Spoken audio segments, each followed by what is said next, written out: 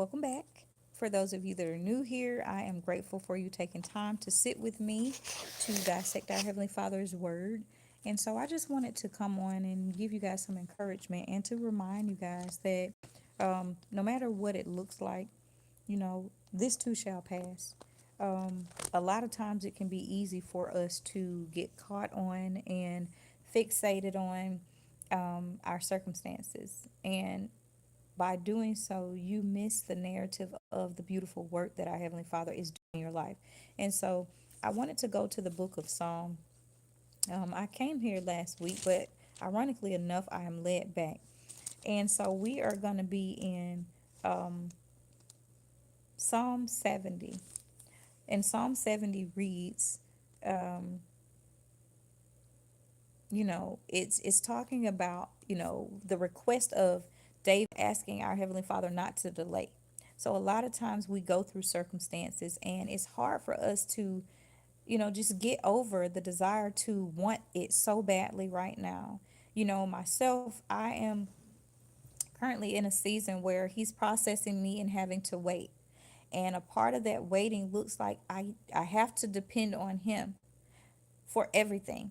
I have to require him, I have to be dependent upon him to give that approval through the faith. And so this is a faith journey for many of us in this season.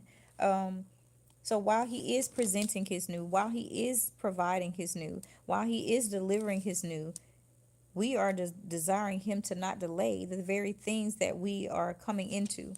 And so I want to look at David's heart posture and be reminded of how we are to be encouraged in our Heavenly Father. And so let's go there. We're going to be in the book of Psalm, chapter 70, and it is titled, "Oh, Heavenly Father, do not delay." And it reads, "Make haste, O Heavenly Father, to deliver me. O Heavenly Father, make haste to help me. Let them be put to shame and confusion who seek my life. Let them be turned back and brought to dishonor who delight in my hurt. Let them turn back because of their shame, who say, Aha, aha. May all who seek you rejoice and be glad in you. May those who love your salvation say evermore, The Almighty is great, but I am poor and needy. Hasten to me, O Heavenly Father. You are my help and my deliverer. O Almighty, do not delay." Hi, guys, welcome in. And so when you're looking at David's heart posture here, verse 1, it says, "Make haste, O Almighty, to deliver me. O Heavenly Father, make haste to help me." He is identifying that he needs help. A lot of times we get discouraged and we get to a place where we feel like everything is up against us and we feel like it's never going to happen. We feel like we can't be delivered from our circumstances. But we have to remember to operate from a place of faith. And I just did a segment where it talks about when you operate from a place, it is not dependent upon what you see in the tangible. It's dependent upon what our Heavenly Father can and will do. You see, because his approval does not require man's tangibles. This is why he does not look at the posture physically. He looks at the heart. He looks at your mindset. He looks at your ability to trust in him through all circumstances, to give him praises and acknowledgments and glory and honor through all circumstances. He says to be anxious about nothing and to be prayerful about all things, praying without ceasing, knowing that faith without works is dead. So if faith without works is dead, and you're not expecting him to do anything about it, then he can only operate from the capacity that you're compartmentalizing him in. And so David first admitted that he needed help. He's asking for him to make haste, to quicken his deliverable, to aid him in his time of need. Verse 2, "Let him be put to shame and confusion who seek my life." He is actually, ironically, praying for his enemies. Now, while I'm not telling you to go and curse your enemies or those that are wanting your life, you can pray about these things. When people are mistreating you, when people are persecuting you, you take it to him, because the worst thing you could do is do something to dishonor our Heavenly Father by something he's instructed you not to do. And then you have to suffer those consequences because you decided that you were going to take matters into your own hand instead of doing the instructive thing, which was to take it to him in prayer. So then it says, let them let them be turned back and brought to dishonor who delighted my hurt. And so the very arrows that are being launched at you through your faith can be deflected. All of the flames will go out when you armor up. And so let's go over to the book of Galatians. We're going to go over to Galatians. Hi, guys. Welcome in to the book of Galatians, chapter 6. And Galatians 6 is a reminder of how we are to armor up so that when we stand in the face of adversity, when we are up against challenging things, we are able to come out triumphantly.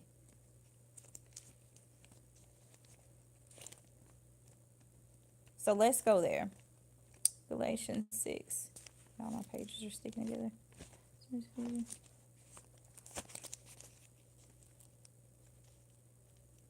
Okay. Galatians 6.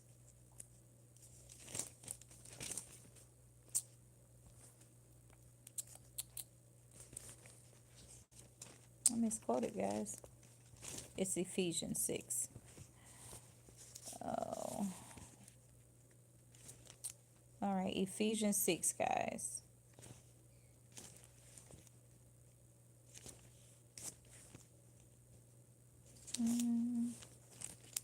Okay.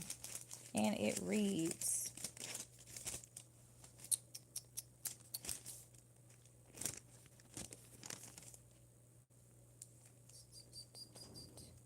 one second. All right. You guys, I guess the verse doesn't want to be read tonight. I know I'm not crazy. Let's see. It's just here. Ephesians 5.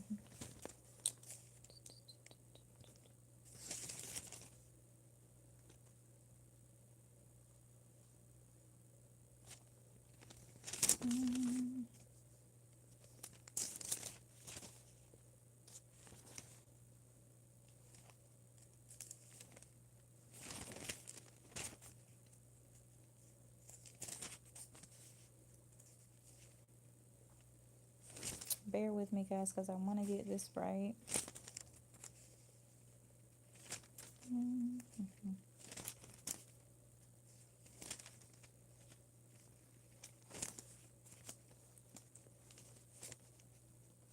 No, it's right in my face. So, go to my notes.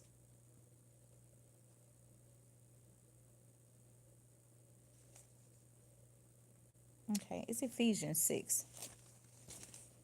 So, got it right. This long chapter. All right, so we're going to be in Ephesians 6, guys. And it says, finally, starting in chapter 6, verse 10, the whole armor. Finally, be strong in the Almighty and in the strength of his might. Put on the whole armor of the Almighty that you may be able to stand against the schemes of the devil. For we do not wrestle against flesh and blood, but against the rulers, against the authorities, against the cosmic powers over the present darkness, against the spiritual forces of evil in the heavenly places. Therefore, take up the whole armor of the Almighty, that you may be able to withstand in the evil day, and having done, to stand firm. Stand therefore, having fastened on the belt of truth.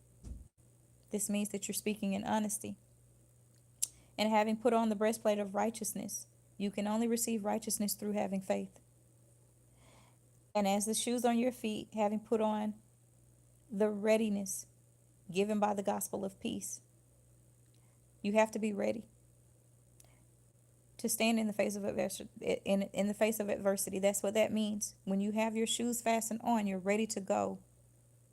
In all circumstances, take up the shield of faith, which you can extinguish all the flaming darts of the evil one, and take on the helmet of salvation and the sword of the Spirit, which is the word of the Almighty, praying at all times. You see, you have to pray without ceasing. With all prayers and supplication. To that end, keep alert with all perseverance, making supplication for all the saints, and also for me, that the words may be given to me in opening my mouth boldly to proclaim the mystery of the gospel, for which I am an ambassador in chains, that I may declare it boldly as I ought to speak. So as you look at David's posture in 70, in the verse, in the book, 70th chapter of the book of Psalms, he's asking for these very things. But he knows that when you don't take things into your own hands, you're armoring up with him, and nothing can stand against him. You see, we miss that narrative as it relates to us putting on the armor daily and giving it to him every single time. It requires you to be obedient. It requires you to step outside of your own strength. But then we are reminded that in our weakness, it's allowing him to display who he is. His strength is displayed when we are at our weakest point. You know why? Because we're out of his way. He doesn't need a co-pilot. I say this all the time. He doesn't need a co-pilot. He needs your obedience. Your obedience is what allows him to work. Your obedience is what allows for his strength to be displayed. And so be encouraged. Be encouraged in what you have and know that he will restore you. And so I want to go over to Psalm 80. And this is subtitled Restore Us. And it reads, Give ear, O shepherd of Israel, you who led Joseph like a flock. You who are enthroned upon the cherubim, shine forth before Ephraim and Benjamin and Manasseh. Stir up your might and come to save us. Restore us, O Heavenly Father. Let your face shine that we may be saved. O Heavenly Father, Almighty of hosts, how long will you be angry with your people's prayers? You have fed them with bread of tears and given them tears to drink in full measure. You make us an object of contention for our neighbors, and our enemies laugh among themselves. Restore us, O Almighty of hosts. Let your face shine that we may be saved. You brought a vine out of Egypt. You drove out the nations and planted it. You cleared the ground for it. It took deep root and filled up the land. The mountains were covered with its shade, the mighty cedars with its branches. It sent out its branches to the sea, and its shoots to the rivers. Why then have you broken down its walls, so that all who pass along the way pluck its fruit? The boar from the forest ravages it, and all that moves in the field feed on it. Turn again, O Heavenly Father of hosts. Look down from heaven and see, have regard for this vine, the stock that your right hand planted, and for the son whom you made strong for yourself. They burned it with fire. They have cut it down. May they perish at the rebuke of your face. But let your hand be on the man of your right hand, the Son of Man, whom you have made strong for yourself. Then we shall not turn back from you. Give us life, and we will call upon your name. Restore us, O Heavenly Father of hosts. Let your face shine, that we may be saved. And so he's able to do immeasurably beyond what you could think, speak, fathom, all of those things. And so it's hard. But you have to be reminded that our Heavenly Father is the ruler and author of everything. Nothing can happen without his approval. If he speaks it, then you can trust and believe that it will be brought to fruition. If he ceases it, then you can rest assured knowing that it's come to an end. There's nothing that anyone can do to ignite or reignite.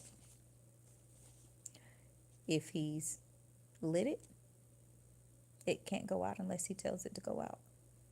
And if it's gone out, it's nothing that anyone can do to reignite it unless he says to. So operate from a place of faith, knowing who your Father is, what he carries, what he's capable of doing in your life, and operate from a place of faith. I encourage you guys to go and read the book of Hebrews because it talks about the accounts of Moses being hidden for 3 months when all of the firstborn were being slew. How he, by faith, walked away from the life of luxury and all of the different fleeting sins that were being partaken of by the Egyptians, and how he had to separate himself and be obedient through faith. It also talks about Noah, how by faith he was able to build the ark, but not only build the ark, but spare his family in his obedience. It talks about Sarah, how in her barrenness, her womb was open to be able to conceive the very son that was going to play a tremendous role in supplying a nation to come. It talks about Abraham and how he was called away from his father's house. Not even his father's house, because a lot of people miss it when it comes to Abraham. Abraham was not just called away from his father's house, he was called away from his country. He was called away from his kindred. So a lot of times we may have family members that we're not getting along with, but we can go to another family member's house. No. With Abraham, he called him away from his country, from his kindred, and from his father's house. Now, if you don't know, if that's not enough to blow your mind and to see what extent our Heavenly Father operates at, I don't know what will be. But Hebrews 11 is a reminder of how, when you operate from a place of faith, that favorable deliverable is able to reach you. And in all of these instances, they had to be separated. Abraham was separated from his kindred, his country, and his father's house because they were worshiping deities, false deities. They were worshiping idols. They were not worshiping our Heavenly Father, the Almighty, the Creator. That's not who they were worshiping. And so they couldn't be a part of him accepting the inheritance that he'd called him to. But had he not been obedient by faith in going to the inheritance that he was being called to, he never would have received it. So I encourage you today to step away from the things that he's calling you away from. It may not be understandable in the tangible because you can't see it all. You can't see the finished product. You can't see what's to come. You can only see what's now, unless he's give you the gift of spiritual sight, foresight. You have that prophetic ability, then that's different. But we're called to operate from a place of faith. Faith is the assurance of things unseen and things that are hoped for. And so I just wanted to remind you guys to be encouraged. Be encouraged in your journey. Be encouraged as, things just seem like they're not getting any better. But knowing that who you serve is the author and the controller of it all. And so you may not see where you fit in your faith walk, in this faith journey. But you can rest assured that our Heavenly Father will provide for you, because it's through faith that you are going to be able to claim your righteousness. Righteousness doesn't come by the acts. Righteousness comes by you being in a position to operate from faith. And your level of success is determined by your level of faith. And so if you operate from a elevated level of faith, you're going to receive the tangibles at an elevated level. And so, yeah, I encourage you guys to dissect that. The book of Hebrews is, like I said, a great reminder of how faith connects us to our Heavenly Father. And operate from a place of honesty. Be honest. Don't be deceptive. Don't be manipulative. Because a lot of times, right before you receive the very thing that our Heavenly Father desires for you to receive, you're going to be tested. You're going to be tested in the ways that you present. Our Heavenly Father doesn't look at the exterior. He looks at the interior. And the interior means he's looking at your heart posture. Your heart posture is going to be a determining factor as to what he's able to give you. Because he doesn't give things to those that he knows they're not going to manage it well. The inheritance is not given. In fact, you can basically sabotage your inheritance by not operating from a place of honesty. So as he's refining you, as he's asking you to peel back layers of things, operate from that place of faith with the right heart posture, asking him for your forgiveness, repenting, separating yourself, being willing to separate yourself from the things that he's calling you away from, even when you don't understand why he's asking you to do it the way he's asking you to do it. Just say yes, okay? Because who are we to tell him no? We're the creation, he's the creator. So, it reminds me of growing up when you ask why, and they say, because I said so. It's the same with you and our Heavenly Father when you operate from a place of faith. You don't ask him why, you just show up and you do it. All right? And so be encouraged, guys. It's going to work out. I love you guys, and be sure to check the link in my bio. If you have prayer requests, please utilize the information in my bio as well. I look forward to seeing you guys in the next message. And until then, I pray that favor finds and keeps you. All right. I love you guys. Take care.